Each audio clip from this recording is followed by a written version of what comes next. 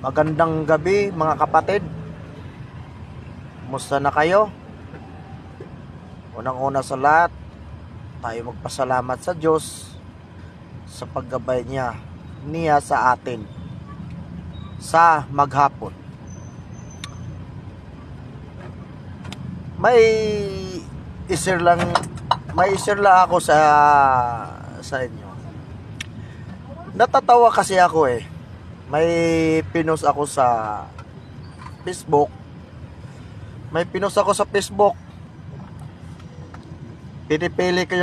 Pinapapili ko.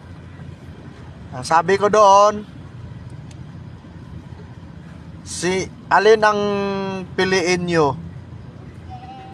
Diyos o pera? Ay, ako'y natatawa lang talaga sa mga sagot. May isang sumagot, hindi ba raw pwede? Sa dalawa na lang, Diyos at pera ang pinili. Meron namang isa, bakit daw kailangan pa raw mamili? Ipares daw kailangan. Alam mo na, natatawa lang talaga ako. Parang natatawa na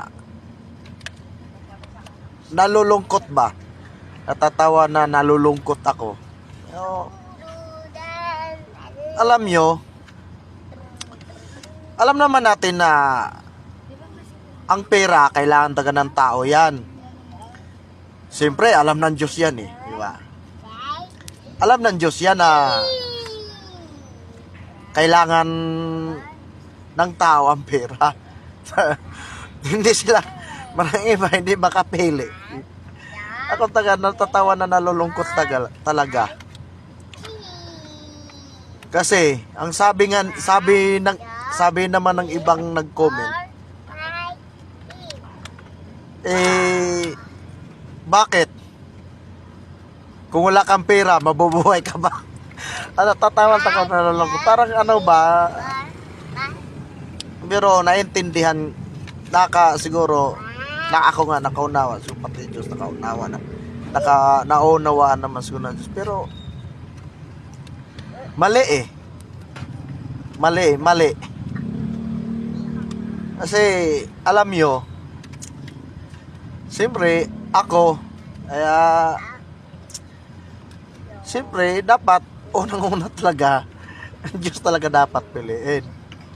Kasi, kaya ka nga nabubuhay, kaya ka nga tuloy ang buhay mo eh. Tuloy ang pagganap buhay mo. Dahil binigyan kanya ng panibagong buhay palagi sa araw-araw, di ba? Di ba? Pero,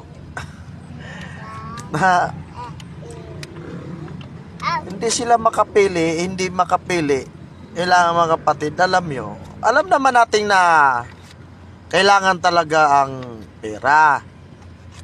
Kaya pa ko sinasabi, pati Diyos, alam din yan. Kaya nga, sa araw-araw na binigyan niya tayo ng panibagong buhay, galing sa Kanya lahat yan. Kaya dapat, ang pera, gamitin sa mabuti. Diba? Tama? Hindi po wag kang pumayag na dahil sa pera ay magkakasala ka. 'Di ba? Halimbawa,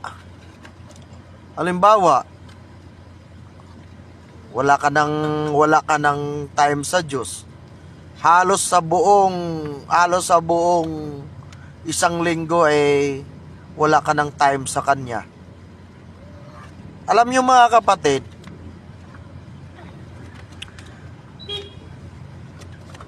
sa Diyos, talagang binigay na niya sa atin yan.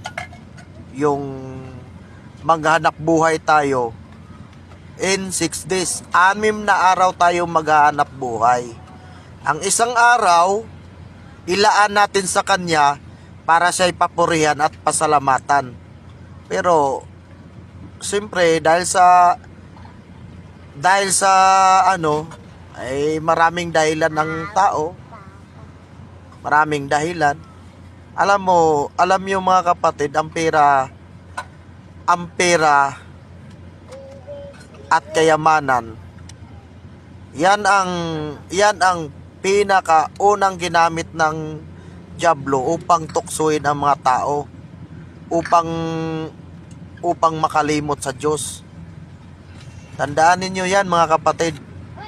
Ang pera at kayamanan, yan ang unang ginamit ng dyablo upang ang tao ay makalimot sa Diyos. Kaya sana, wag nating gawing Diyos ang pera. Kasi katulad nito, ginawa na nating Diyos ang pera, mas nasusunod pa ang pera. Nawawala na tayo ng time sa Diyos. Biro mo, in 6 days, 6 days lang ang hinihingi niya sa tao. Ang isang araw ilalaan sa kanya. Pero ang tao, maraming rason, maraming katwiran. Huwag yung hayaan na ang pera ay kayo'y gagawing alipin. Huwag yung hayaan na pasusundin kayo ng pera.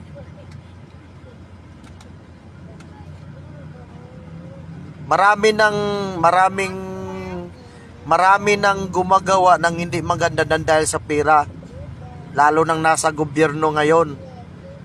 Mga korupsyon nang dahil sa pera, sariling interest lang ang iniisip.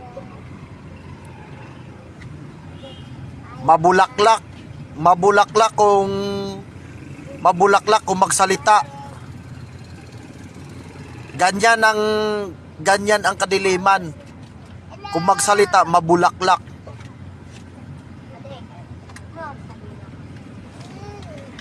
Diba?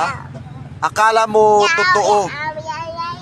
Kaya kung hindi ka magmamasid, kung hindi ka magsusuri, malilinlang ka talaga. Kaya sana wag tayong makalimot sa Diyos. Ako, ganito lang ako.